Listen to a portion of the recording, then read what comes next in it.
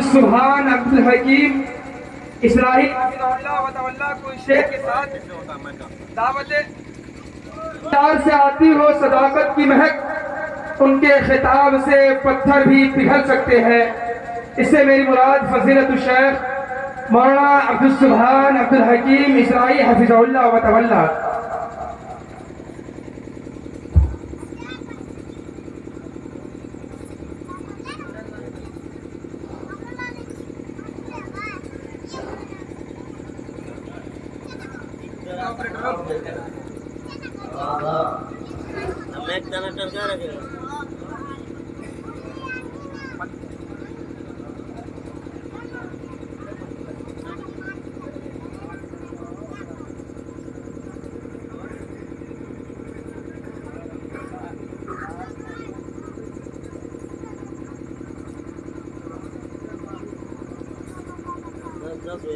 السلام علیکم ورحمۃ اللہ وبرکاتہ۔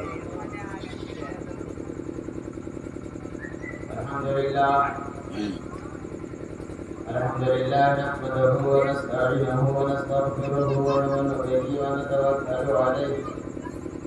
ونعوذ باللہ من شرور انفسنا ومن سیئات اعمالنا ومن يهده الله فلا مضل له ومن يضلل فلا هادي له وأشهد أن لا إله إلا الله وحده لا شريك له وأشهد أن محمدا عبده ورسوله أما بعد فإن خير الحديث كتاب الله وخير الهدي هدي محمد صلى الله عليه وسلم وشر الأمور محدثاتها وكل محدثة بدعة وكل بدعة ضلالة وكل ضلالة في النار أما بعد فأعوذ بالله من الشيطان الرجيم بسم الله الرحمن الرحيم فلا وربك لا يؤمنون حتى يحكموك فيما شجر بينهم فقد قال الله تبارك وتعالى في موضع آخر بسم الله الرحمن الرحيم لا يجرمنكم شنآن قوم أن لا تعتدوا اعدلوا هو أقرب للتقوى اے خدائے ظلمنن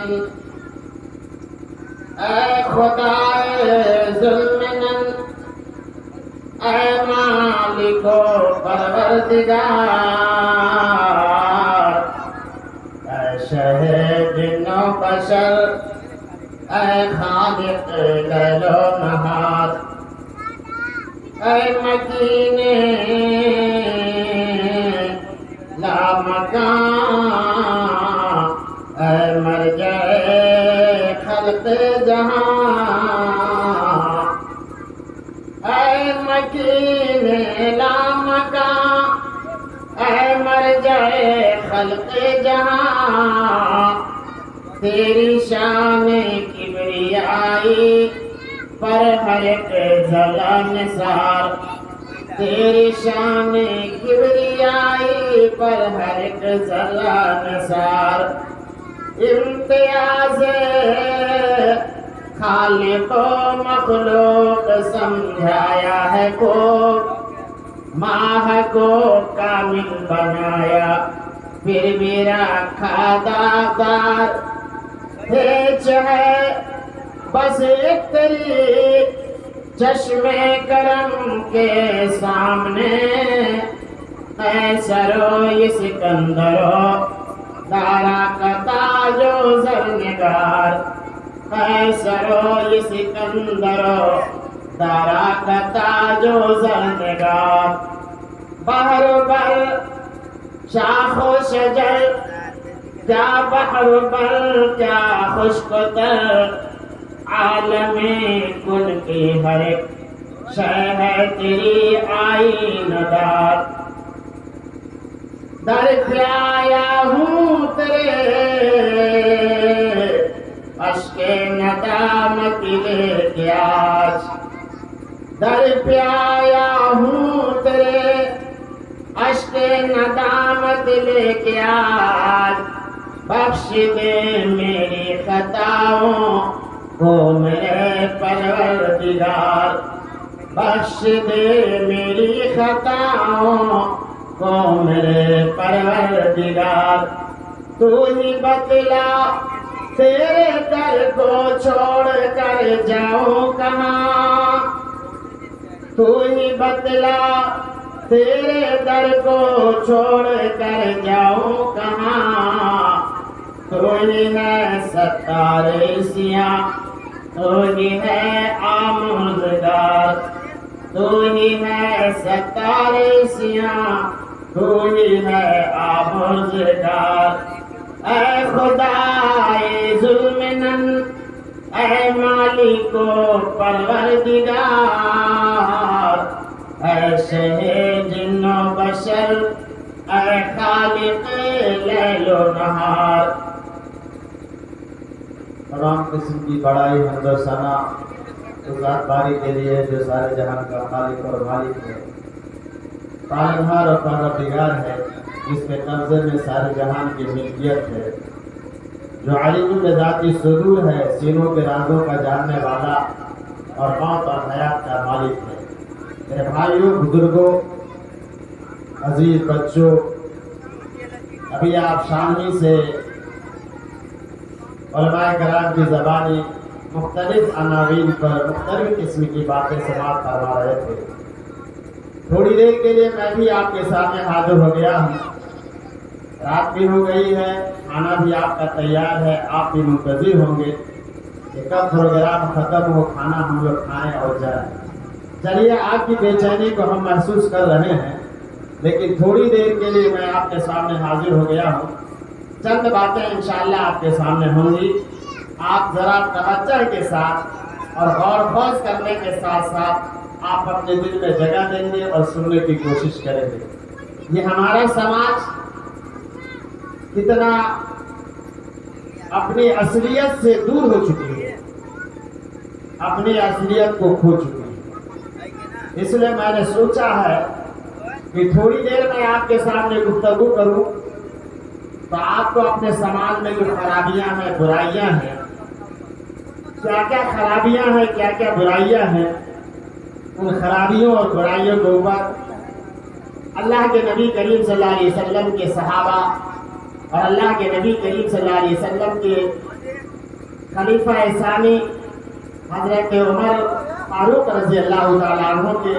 واقعات کو میں آپ کے سامنے رکھوں اور آپ اس کو غور سے سنیے، دل میں جگہ دیجیے۔ انشاءاللہ سننے میں بھی مزہ آئے گا اور ہمارے اور آپ کے لیے عبرت کی بھی باتیں ہوں گی۔ قرآن کی آیت میں نے آپ کے سامنے پڑھی ہے۔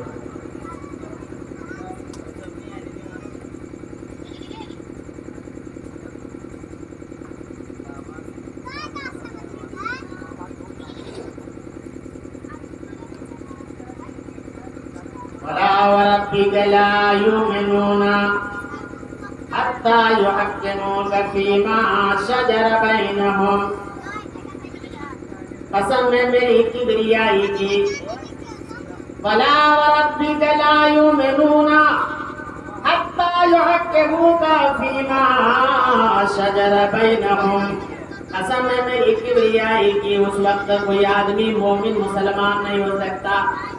جب تک کہ اپنے سارے معاملات میں محمد رسول اللہ صلی اللہ علیہ وسلم کا اپنا فیصل تسلیم نہ کر لے، اپنا منصف نہ مان لے، جب تک وہ اپنے دل میں نبی کے تمام فرمودات کو جگہ نہیں دے لیتا ہے، تمام معاملات میں نبی کو فیصل تسلیم نہیں کر لیتا ہے، تمام معاملات میں نبی کے معاملات کو مقدم نہیں رکھتا ہے، اس وقت کوئی بھی آدمی مومن کہلانے کا حقدار نہیں ہو سکتا۔ یہ آیت کب نازل ہوئی؟ غور کیجیے گا، اللہ نے قرآن کی اس آیت کو اس وقت نازل کیا، اس میں اللہ تعالیٰ نے اپنی ذات کی قسم کھائی ہے۔ عام ہمارا نوجوان، ہماری مائیں، ہماری بہنیں اپنی ذات کی قسم کھاتی ہے، کوئی ماں کی قسم کھا رہا ہے، کوئی بہن کی قسم کھا رہا ہے، کوئی باپ کا قسم کھا رہا ہے، کوئی اپنے سر پر ہاتھ رکھ کے قسم کھا رہا ہے کہ میں مر جاؤں، میری ماں مر جائے، میرا باپ مر جائے، میں نے ایسا کام نہیں کیا میں ایسا کام نہیں کروں گا. لیکن قربان جائے اس پروردگار عالم پر جو سارے جہان کا خالق اور مالک ہے, وہ اللہ بھی قسم کھا رہا ہے. ان کے قسم کھانے کا انداز کیا ہے اور آپ کے قسم کھانے کا انداز کیا ہے؟ آپ اپنے قسموں کا جائزہ لیجئے اور اللہ کے قسموں کا جائزہ لیجئے. پورے قرآن میں اللہ تعالیٰ نے مختلف جگہوں میں مختلف انداز سے مختلف ناموں سے اپنے قسم کھایا ہے, اور اس لیے قسم کھایا ہے تاکہ اپنے بندے کو سمجھا دے, اپنے بندے کو اپنی بات منوا لے, اپنے بندے کو یہ پتا چل جائے کہ میرا رب جو سب سے بڑا خالق ہے, جو ساری جہان کا خالق ہے, وہ پروردگار عالم جو ہے قسم کھا رہا ہے. کہیں پر اللہ نے قسم کھایا والنجم اذا ہوا, قسم ہے ستارے کی, والنجم اذا ہوا ما ضل صاحبکم وما غوی, تمہارے ساتھی نہ حد سے زیادہ بڑھے اور نہ بیرا ہوئے. کہیں پر اللہ نے کہا والشمس وضحاها, قسم ہے سورج کی اور قسم ہے چاش کے وقت کی. اور کہیں پر اللہ نے کہا اذا السماء انفطرت, قسم ہے آسمان کی جب یہ پھٹ جائے. اور کہیں پر اللہ رب العالمین نے کہا والسماء ذات البروج, قسم ہے برجوں والے آسمان کی. اور کہیں پر اللہ نے کہا والتین والزیتون, قسم ہے تین کی اور قسم ہے زیتون کی. اور کہیں پر اللہ نے کہا والصبح واللیل اذا سجا, قسم ہے چاش کے وقت کی جب کہ چھا جائے. اور پھر اللہ رب العالمین ہر جگہ پورے قرآن میں مختلف ناموں سے قسم کھاتا ہے, اور قسم کھا کر کے ہم کو بھی سمجھا رہا ہے, آپ کو بھی سمجھا رہا ہے کہ میرا بندہ اللہ جو آسمان کی بھی قسم کھا رہا ہے, اللہ زمین کی بھی قسم کھا رہا ہے, اللہ سورج کی قسم کھا رہا ہے, اللہ ستاروں کی قسم کھا رہا ہے. اللہ جو پھل دنیا کے اندر تین ہے اور جو زیتون ہے ان میں وجات میں بھی قسم کھا رہا ہے. اور قسم کھانے کے بعد اللہ یہ سمجھا رہا ہے کہ میرا بندہ سن لو, میں ان چیزوں کی قسم کھا کر کے کہہ رہا ہوں کہ تمہارا خالق کون ہے, تمہارا مالک کون ہے, تمہارا پیدا کرنے والا کون ہے, تمہارا رازق کون ہے, موت اور حیات کا مالک کون ہے. ان ساری چیزوں کی قسم کھا کر اللہ اپنے بندوں کو سمجھا رہا ہے کہ ابھی تو سمجھ جاؤ, اب بھی تمہاری بات مان لو اور میرے دربار میں جھک جاؤ, میرے دربار میں آ کر کے سردریز ہو جاؤ, میرے دربار میں آ کر کے مجھ سے معافی مانگ لو. اللہ رب العالمین نے تمہاری خطاؤں کو, اللہ رب العالمین تمہاری غلطیوں کو معاف کرنے کے لیے ہر لمحہ تیار ہے. تو اللہ قرآن میں جو ہے مختلف چیزوں کی قسم کھایا ہے, لیکن پورے قرآن میں اللہ نے ایک ہی جگہ اپنی ذات کی قسم کھایا ہے. پورے قرآن میں اللہ ایک ہی جگہ اور مختلف جگہوں پر مختلف چیزوں کی قسمیں کھائی ہے, اور ایک جگہ اللہ تعالیٰ اپنی ذات کی قسم کھایا ہے. کب کھایا ہے؟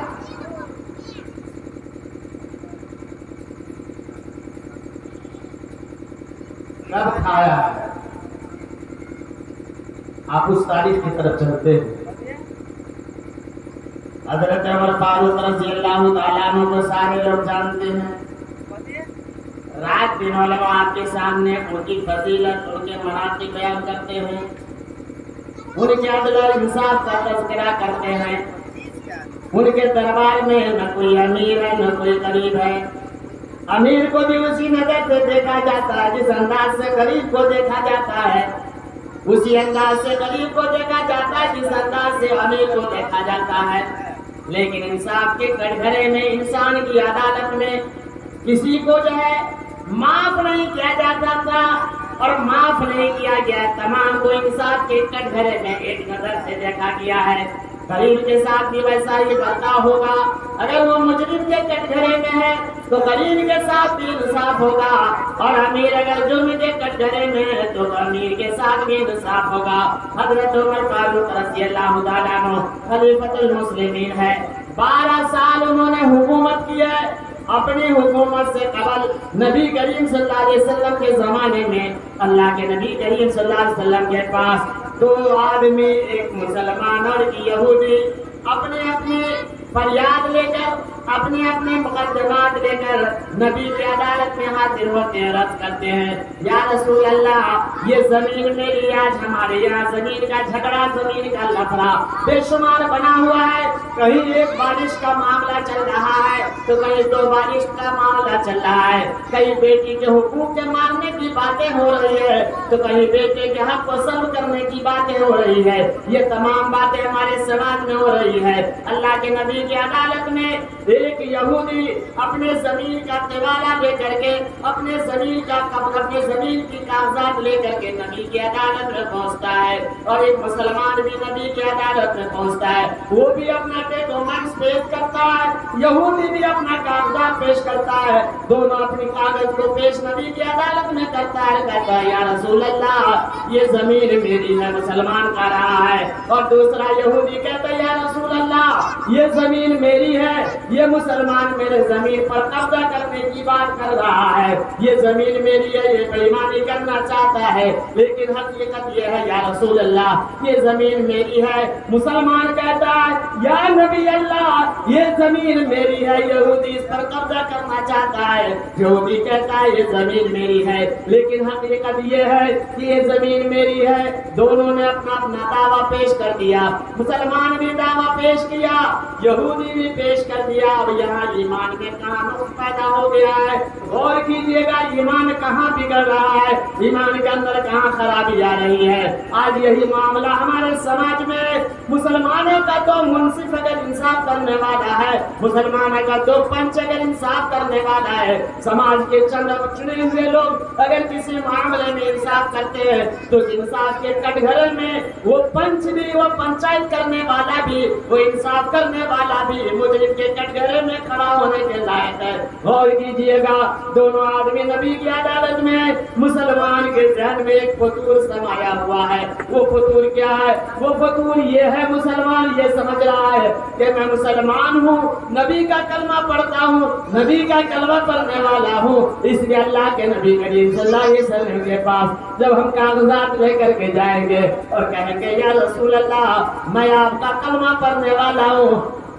میں اللہ کے کلمے کا اقراری ہوں، نماز بھی پڑھتا ہوں، روزہ بھی رکھتا ہوں، اسلامی احکام کی بجاوری بھی کرتا ہوں، یا رسول اللہ یہ زمین میری ہے، میرا زمین میری زمین پر یہ قبضہ کرنا چاہتا ہے۔ یعنی دل میں جو خواہش پیدا ہوئی وہ یہ ہوئی کہ میں مسلمان ہوں اور نبی اللہ کے پیغامبر ہیں، نبی مسلمانوں کے پیغامبر نہیں بلکہ پوری دنیا کے پیغامبر ہیں، اس لیے نبی سے کہا یا رسول اللہ میں مسلمان ہوں، فیصلہ میرے حق میں ہو جائے، فیصلہ میرے حق میں ہو جائے، زمین کا مالک مجھے بنا دیا جائے، زمین پر میرا قبضہ ہو، اس یہودی کا قبضہ نہ ہو، قربان جائے اس نبی پر۔ اور یہودی یہ کہہ رہا ہے کہ یا رسول اللہ یہ زمین میری ہے، آپ یہ مسلمان بھائی اس پر قبضہ کرنا چاہتا ہے۔ دونوں کے مقدمات پیش ہو گئے، دونوں نے اپنے کاغذات پیش کر دیے، دونوں کی فریادیں، دونوں کے مقدمات محمد رسول اللہ صلی اللہ علیہ وسلم نے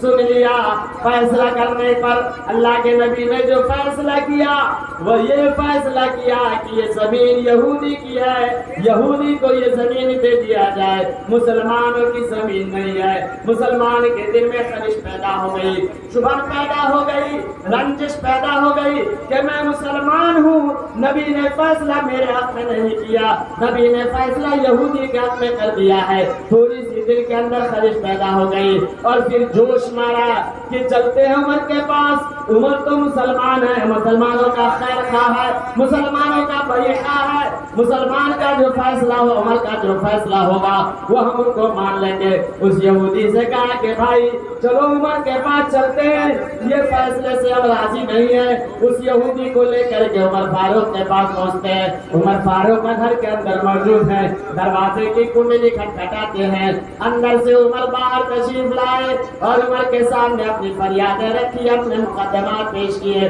کہا عمر فاروق رضی اللہ تعالیٰ عنہ یہ زمین میری ہے، یہودی کہتا ہے زمین میری ہے، یہودی کہتا ہے عمر فاروق زمین میری ہے، یہ مسلمان کہہ رہا ہے کہ زمین میری ہے، لیکن اس سے قبل کہ کچھ فیصلہ کیا جائے میری ایک بات سن لیجئے، وہ بات یہ ہے کہ محمد رسول اللہ صلی اللہ علیہ وسلم نے فیصلہ میرے حق میں کر دیا ہے، نبی نے فیصلہ میرے حق میں کر دیا ہے، یعنی یہودی کے حق میں کر دیا ہے، لیکن یہ مسلمان بھائی نبی کے فیصلے کو ماننے کے لیے تیار نہیں ہے۔ اس نے کہا کہ چلو عمر کے پاس چلتے ہیں، عمر کا جو فیصلہ ہوگا ہم بھی مانیں گے اور تم بھی مان لینا، اس لیے میں آپ کے سامنے آ گیا ہوں اور اپنی سے اتنی سی بات کہتا ہوں کہ محمد رسول اللہ صلی اللہ علیہ وسلم نے فیصلہ میرے حق میں کر دیا ہے۔ عمر فاروق نے کہا ابھی ٹھہریے، منٹوں میں فیصلہ ہو جاتا ہے۔ اندر تشریف لے گئے، ننگی تلوار لے کر کے آئے، عمر فاروق نے اس مسلمان کی گردن اڑا دی اور میدان میں مسلمانوں کے درمیان کوہرام مچ گیا۔ عمر فاروق نے ایک مسلمان کو قتل کر دیا ہے، عمر فاروق سے اس کا قصاص لیا جائے، عمر فاروق سے اس کا بدلہ لیا جائے۔ اسلام کا فیصلہ یہ ہے، قرآن کی تعلیم یہ ہے کہ قرآن کہتا ہے کہ قتل کرنے والے کو قتل کی سزا، قاتل کو قتل کر دیا جائے گا، یا اگر مقتول آدمی قاتل کو معاف کر دے اور فدیہ لے کر کے اس کے عوض لے کر کے اس کو معاف کر دے تو یہ الگ سا مسئلہ ہے، لیکن مسئلہ یہ ہے کہ قاتل کو قتل کی سزا ہوگی، اسے بھی قتل کر دیا جائے گا۔ مسلمانوں میں کوہرام مچا،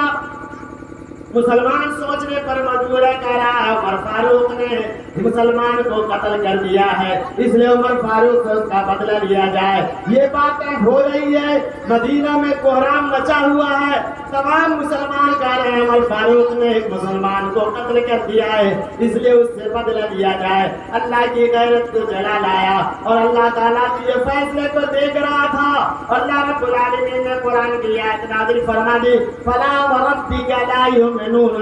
حتی یحکموک فیما شجر بینہم۔ قسم ہے میری کبریائی کی، قسم ہے میری کبریائی کی کہ جو کوئی آدمی مومن ہو اس وقت تک وہ مومن کہلانے کا حقدار نہیں ہو سکتا جس نے ذرہ برابر بھی اپنے دل میں محمد رسول اللہ صلی اللہ علیہ وسلم کے فیصلے کا انحراف کیا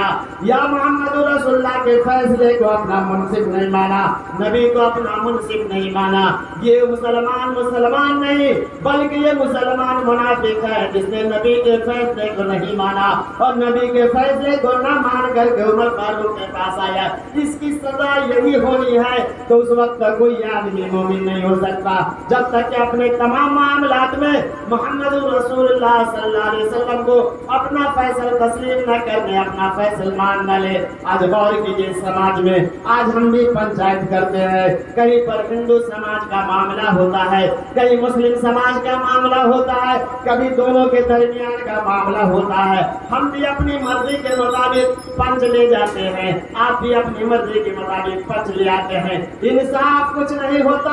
انصاف یہ ہوتا ہے کہ یہ میرے مرضی سے آیا ہے اس لیے یہ میری طرف سے بولے گا۔ وہ جن سماج کو لے کر کے آیا ہے اس کے دل میں یہ ہوتا ہے کہ میں ان کو اپنی طرف سے آیا ہوں، یہ میری طرف سے جو ہے وکالت کرے گا، میری طرف سے میری بات رکھے گا۔ سب دونوں کے دلوں میں پاپ ہوتا ہے، دونوں کے دلوں میں نفرت ہوتی ہے، دونوں یہ چاہتا ہے کہ فیصلہ میرے حق میں ہو جائے، لیکن اللہ رب العالمین کہتا ہے اپنے نبی سے، اے نبی کریم صلی اللہ علیہ وسلم سن لیجئے، کیا سن لیجئے، لا یجرمنکم شنآن قوم الا تعدلوا اعدلوا هو اقرب للتقوی، کہ کسی قوم کی دشمنی تمہیں اس بات پر آمادہ نہ کرے کہ تم دشمنی کر بیٹھو، بے انصافی کر بیٹھو، بلکہ انصاف کرو، یہی پرہیزگاری سے قریب تر ہے۔ اعدلوا هو اقرب للتقوی، انصاف کرو یہ پرہیزگاری سے قریب تر ہے، تقوی سے قریب یہی انصاف ہے۔ اگر انصاف وہ کر رہا ہے تو یہ سمجھ لیجئے کہ تقوی سے قریب ہے، یعنی تقوی اس کے دل میں ہے، اللہ کا ڈر اور خوف اس کے دل میں اندر ہے، لیکن انصاف نہیں کرتا، سماج کو دیکھ رہا ہے، قوم کو دیکھ رہا ہے، طرفداری کر رہا ہے انصاف کے معاملے میں، تو اللہ کہتا ہے کہ وہ آدمی تقوی سے بہت دور ہے، وہ آدمی مجھے پسند نہیں ہے جو انصاف کے معاملے میں جو ہے انصاف کے معاملے میں طرفداری کرے۔ چلیے تھوڑا سا تاریخ کے اور آپ کو پلٹتے ہیں، حضرت عمر فاروق رضی اللہ تعالیٰ عنہ کے بے شمار واقعات ہیں، ان میں سے کچھ باتیں میں آپ کے سامنے رکھ کر کے اپنی بات ختم کر دیتا ہوں۔ لا یجرمنکم شنآن قوم الا تعدلوا اعدلوا هو اقرب للتقوی، کہ کسی قوم کی دشمنی تمہیں اس بات پر آمادہ نہ کرے کہ تم بے انصافی کر بیٹھو، بلکہ انصاف کرو، یہی پرہیزگاری سے قریب تر ہے۔ پتہ یہ چلا کہ آج ہم سماج میں معاشرے میں جب پنچایت کا معاملہ ہوتا ہے سماج میں تو چند سماج ہندو سماج سے بھی ہوتے ہیں, مسلم سماج سے بھی ہوتے ہیں, اور انصاف کرانے والا آدمی انصاف کرانے کے لیے اپنے اپنے پنچوں کا انتخاب کرتے ہیں. آپ کو میری طرف سے بولنا ہے, کوئی یہ نہیں کہتا معاملات والا کہ چلیے آپ انصاف کر دیجئے, جو انصاف کہے وہی کرنا ہے, مجھے وہ منظور نہیں ہے, مجھے منظور ہے لیکن جو انصاف کہے وہی کیجئے. ایسا کوئی نہیں کہتا. یہ کہتا ہے بعد میں چل کر کے کہ اگر فیصلہ برادران وطن کے حق میں ہو جاتا ہے تو یہ کہے بغیر نہیں رہتا کہ ہمارا سماج بھی آیا تھا, ہمارا پنچ بھی تھا, وہ بھی چند روپیوں کے سکوں کے عوض بک گیا ہے, اس نے اپنا ایمان بیچ لیا ہے, اس نے اپنی ایمان فروخت کر لی ہے. اور اگر مسلمانوں کے حق میں ہو گیا تو ہمارا سماج ہندو سماج یہ کہتا ہے کہ مسلمان کی طرف چلا گیا, اس نے مسلمان کا لحاظ کیا اور مسلمانوں کا لحاظ کر کے فیصلہ مسلمان کے حق میں کر دیا ہے. میرے بھائیوں, اگر کوئی مسلمان کسی مسلمان کے حق میں فیصلہ کر دیتا ہے تو وہ کامیاب نہیں ہوتا ہے. اگر کوئی ہندو سماج کے حق میں فیصلہ کر دیتا ہے, صحیح نہیں ہے, غلط ہے, تو وہ سماج کامیاب نہیں, بلکہ وہ فلاح نہیں, بلکہ وہ آدمی خسارے والی زندگی میں ہے, خسران کی زندگی گزارتا ہے. پتہ یہ چلا کہ جب آدمی یہ انصاف کرے تو بہت سے ایسے سماج کے لوگ ہوتے ہیں جو کبھی کبھی جب انصاف اور سماج کی باتیں ہوتی ہے تو فریقین سے جو ہے کاغذ بنوا لیا جاتا ہے, فریقین سے دستاویز لکھوا لیا جاتا ہے, فریقین سے معاہدہ نامہ لکھوا لیا جاتا ہے کہ پنچ کا جو فیصلہ ہوگا وہ تمہیں بھی ماننا ہوگا اور انہیں بھی ماننا ہوگا. اگر اس پر آؤ تو تمہارا فیصلہ کرنے کے لیے تیار ہے. لیکن آج کا سماج, آج کا پنچایت, آج کا ہمارا رہنما, آج کے سماج کے درمیان انصاف کرنے والا آدمی نہ کوئی دستاویز تیار کرتا ہے, نہ کوئی معاہدہ نامہ تیار کرتا ہے, نہ کوئی عہد و پیمان لیتا ہے, نہ اقراری ہوتی ہے. سیدھی معاملہ یہ ہوتا ہے کہ چلیے آپ میرے طرف سے چلیے, آپ میرے طرف سے چلیے, کم سے کم بولیے گا تو صحیح, آواز تو اٹھائیے گا صحیح. قرآن یہی تو بتا رہا ہے کہ تمہارے لیے اسلام میں نہ ہندو کوئی معاملہ ہے نہ مسلمان کوئی معاملہ ہے. انصاف کے کٹگرے میں ہندو بھی ویسے ہی ہے جیسے کہ مسلمان, اور مسلمان بھی ویسے ہی ہے جیسے کہ ہندو سماج, یعنی دونوں انصاف کے کٹگرے میں. نبی کریم صلی اللہ علیہ وسلم نے فیصلہ کر کے یہ بتا دیا اور یہ سکھا دیا کہ انصاف یہ ہے کہ تمہارے نبی نے مسلمانیت کا لحاظ نہیں کیا, صحابہ کا لحاظ نہیں کیا, بلکہ ایک یہودی جن کا حق بنتا تھا ان کے حق میں اللہ کے نبی محمد رسول اللہ صلی اللہ علیہ وسلم نے فیصلہ کر کے ثابت کر دیا کہ دیکھو انصاف کے معاملے میں نہ مسلمان کا لحاظ ہے, نہ ہندو کا لحاظ ہے, نہ یہودی کا لحاظ ہے, نہ عیسائی کا لحاظ ہے, نہ غیر مسلم کا لحاظ ہے, کسی کا لحاظ نہیں. اگر لحاظ ہے تو انصاف کا لحاظ ہے, انصاف جو صحیح ہو وہی کرنا ہے. یہی تو قرآن بتا رہا ہے کہ لا یجرمنکم شنآن قوم الا تعدلوا اعدلوا هو اقرب للتقوى, کہ اے لوگوں انصاف کرو, یہی پرہیزگاری سے قریب تر ہے. کسی قوم کی دشمنی, اگر ہم کو کسی سے عداوت ہے, کسی سے دشمنی ہے, تو بجائے اس کے کہ فیصلے پر آمادہ ہو, ان کے خلاف طرح طرح کے مقدمات تھانہ میں کرنے کے لیے تیار ہے, ان کے خلاف سازشیں رچنے کے لیے تھانہ میں بھی تیار ہو گئے, ان کے خلاف ریپ کیس کا معاملہ بھی کرنے کے لیے تیار ہو گئے, جبکہ حقیقت سے اس کا کوئی واسطہ نہیں ہے. یہ بتائیے کیا یہی انصاف ہے, یہی مسلمانیت ہے, یہی اسلامیت ہے؟ یہ مسلمانیت نہیں, یہ اسلام نہیں. اسلام یہ ہے کہ دشمنی جو کچھ بھی ہو, جہاں کہیں بھی ہو, اگر انصاف کے کٹگرے میں اگر آنا ہوگا تو ایک طرح سے آنا ہوگا, اور اسلام جو کہے گا اس کے مطابق آپ کو بھی ماننی ہوگی اور ہمیں بھی ماننی ہوگی, دنیا کے تمام لوگوں کو ماننی پڑے گی. یہی تو قرآن بتا رہا ہے کہ لا یجرمنکم شنآن قوم الا تعدلوا اعدلوا هو اقرب للتقوى, کہ اے لوگوں کسی قوم کی دشمنی تمہیں اس بات پر آمادہ نہ کرے. لیکن اگر آج کے دور میں دشمنی ہو گئی, تھوڑا سا بک بک ہو گیا, چپ چپ ہو گیا, لین دین کا کوئی معاملہ بھی ہو گیا, تو چلو اگر یہ ایسے نہیں سنبھل رہا ہے تو ریپ کیس کا معاملہ ان کے اوپر ڈال دو, ریپ کیس کا معاملہ ان کے اوپر ڈال دو, چند آدمیوں کو ان کے خلاف مہادھرائی کھڑا کر دو. یہ انصاف کا تقاضا نہیں ہے. انصاف یہ ہے کہ دنیا کا جو بھی معاملہ ہے ان معاملات میں انصاف کے دامن کو کبھی بھی اپنے ہاتھ سے چھوڑنا نہیں ہے. جس کسی قوم نے انصاف کے دامن کو چھوڑ دیا وہ سمجھ لیجئے کہ بے راہ ہو گیا, وہ کامیاب نہیں رہا, خسارے کی زندگی میں چلا گیا. حضرت عمر فاروق رضی اللہ تعالیٰ عنہ, امیر اور غریب کا معاملہ چل رہا ہے, امیر اور غریب کا معاملہ چل رہا ہے. آج کوئی مکھیا سماج میں، کوئی پنچ، کوئی سماج کا رہنما، کوئی راہبر، کوئی مفتی، کوئی عالم، کوئی قاری، کوئی بڑا امیر، کوئی کبیر آدمی، کوئی بھی آج کے دور میں اپنے آپ کو انسانی عدالت میں، انسانی سماج میں مجرم کے کٹگرے میں کھڑا نہیں ہو سکتا، کھڑا نہیں ہو سکتا۔ ہمارے دیش کا جو قانون ہے، ہمارے دیش کا بھی تو یہی قانون ہے کہ پرائم منسٹر پر کوئی کیس نہیں ہوگا، صدر پر کوئی کیس نہیں ہوگا، منتریوں پر کوئی کیس نہیں ہوگا، اس وقت تک نہیں ہوگا جب تک کہ وہ اس کرسی پر بیٹھا ہوا ہے۔ جو ہی کرسی سے نیچے آئے گا تو مقدمات ان کے خلاف چلیں گے، لیکن جب تک اس کرسی پر فائز ہے، جب تک اس منصب پر بیٹھا ہوا ہے، کورٹ میں نہ ان کے خلاف سنوائی ہوگی، نہ کوئی مقدمہ ان کے خلاف پیش ہوگا۔ لیکن قربان جائیے محمد رسول اللہ صلی اللہ علیہ وسلم پر کہ انسانی عدالت میں دنیا کا آخری وقت ہے، دنیا سے جانے کا وقت قریب ہو چکا ہے۔ سورت یہ بھی نازل ہو چکی ہے، اذا جاء نصر اللہ والفتح ورأيت الناس يدخلون في دين الله افواجا فسبح بحمد ربك واستغفره انه كان توابا، کہ نبی دنیا سے جانے کا وقت ہو رہا ہے۔ اشارہ اس آیت سورہ میں یہ ہے کہ اے اللہ کے نبی اب زیادہ دنوں تک آپ کو دنیا میں نہیں رہنا ہے۔ یہ نبی انسانی عدالت میں لوگوں کے سامنے اپنے آپ کو پیش کرتے ہیں، وہ نبی جو معصوم ہیں، جن پر گناہوں کا کوئی بوجھ نہیں ہے، گناہوں کا کوئی بوجھ نہیں۔ اللہ نے ان کی پچھلے سارے گناہوں کو معاف فرما دیا۔ اللہ نے ان کے پچھلے گناہوں کو، اگلے گناہوں کو، جتنے بھی گناہ تھے تمام گناہوں کو معاف فرما دیا ہے۔ لیکن وہ نبی جب انسانی عدالت میں آتے ہیں، دنیا سے جانے کا آخری وقت ہے، لوگوں کے سامنے مسجد نبی پر منبر پر تشریف فرما ہے، صحابہ کرام کا مجمع ہے، اللہ کے نبی صحابہ کرام کو دیکھ کر کے خوش ہو رہے ہیں، چہرے پر بشاشت ہے کہ ایک موقع کا وہ تھا کہ مدینہ ایک موقع کا وہ تھا کہ رات کی تاریکی میں خاموشی کے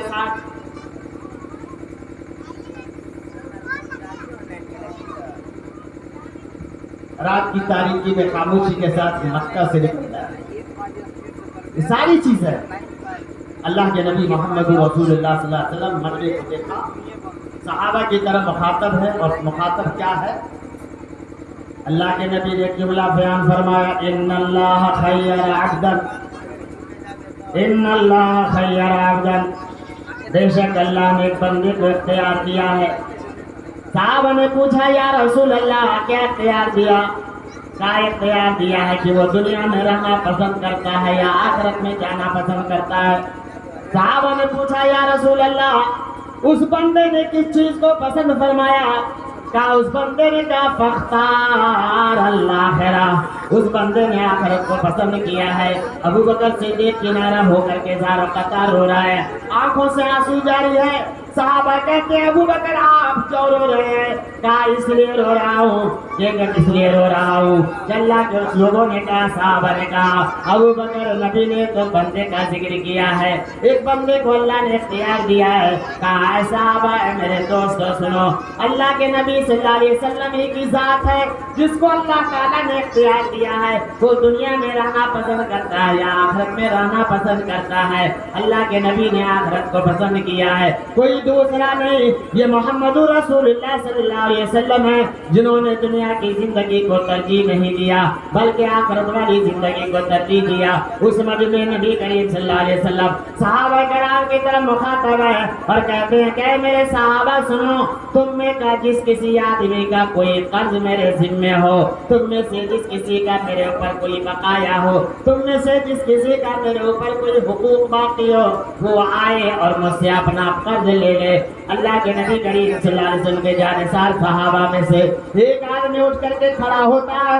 اور کہتا ہے یا رسول اللہ 3 درہم میرا آپ کے ذمہ ہے، آپ پر 3 درہم میرا باقی ہے۔ اللہ کے نبی کریم صلی اللہ علیہ وسلم نے کہا یاد تو دلا دو کہ کس موقع سے تم نے 3 درہم مجھے دیا تھا؟ کہا یا رسول اللہ آپ کے پاس ایک سائل آیا تھا، ایک بھانگ مانگنے والا آیا تھا، آپ کے پاس وہ تو آپ کے جیب میں پیسے نہیں تھے، اللہ کے نبی آپ نے مجھے کہا تھا اس سائل کو 3 درہم دے دو، میں نے اس سائل کو 3 درہم دیا تھا۔ کہا ہاں बात याद आ गई कि तुमने 3 दिरहम दिया है। फजल बिन अब्बास के लड़के फजल रजी अल्लाह ताला अन्हु से कहा, फजल बिन अब्बास तुम इस आदमी का 3 दिरहम जो है जमा, तुम 3 दिरहम कद अदा कर दो। फजल बिन अब्बास ने 3 दिरहम उनको जमा उनको वापस कर दिया, उनके कर्ज को लौटाया। बताना ये है कि एक नबी इंसानी अदालत में आने के बाद अपने आप को लोगों के सामने पेश करता है और लोगों से कहता है, आज लोग क्या करते हैं, जब इंसान मर जाता है, ईदगाह पर जाता है, इमाम जब मसल्ले पर खड़ा होता है, जनाजे पढ़ने के लिए तैयार होता है, तो इमाम से कहा जाता है कि मौलाना थोड़ा सा ऐलान कर दीजिए कि अगर मेरे बाप के जिम्मे किसी का कोई कर्ज बाकी है तो मैं उसका जिम्मेदार होता हूँ। खुदा शाहिद है, जितना भी ऐलान हुआ है इल्ला माशाअल्लाह, कुछ ही लोग ऐसे होंगे जिन्होंने ऐलान के बाद अपने बाप का, अपने मरने वाले का,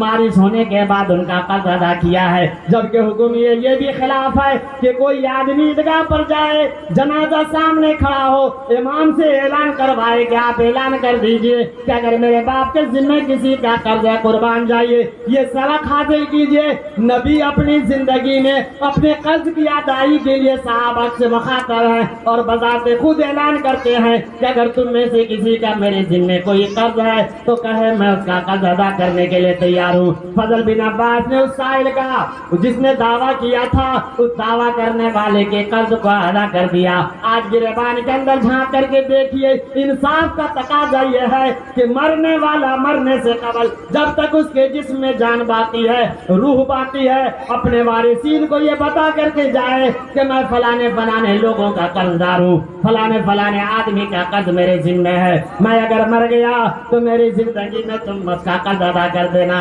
या नहीं तो मेरी जायदाद, मेरी प्रॉपर्टी मौजूद है, मेरी जायदाद में से मेरे प्रॉपर्टी को बेच करके मेरा कर्ज अदा कर देना। अगर वो अदा नहीं करता है तो कयामत के दिन उसका हश्र जो होगा, हम में का हर आदमी इसको जानते हैं, समझते हैं कि कयामत के दिन उसकी बड़ी पकड़ है, कर्ज के बदले उसकी नेकियां ले ली जाएगी और तमाम गुनाह उनके नाम अमाल में डाल दिया जाएगा। तो अल्लाह के नबी करीम सल्लल्लाहु अलैहि वसल्लम ने इस इंसानी अदालत में अपने आप को मुजरिम के कटघरे में पेश करके साबित किया कि कोई बड़ा नहीं, इंसाफ के कटघरे में, जो मुजरिम के कटघरे में बड़ा हो उसे भी जा सकता है, छोटा है उसे भी देखा जा सकता है। न उसमें प्रधानमंत्री का ख्याल होगा, न राष्ट्रपति का ख्याल होगा, न मंत्री का ख्याल होगा, किसी का भी ख्याल नहीं होगा, किसी को इस्तिस्ना नहीं किया जाएगा, तमाम के तमाम इंसाफ के कटघरे में बराबर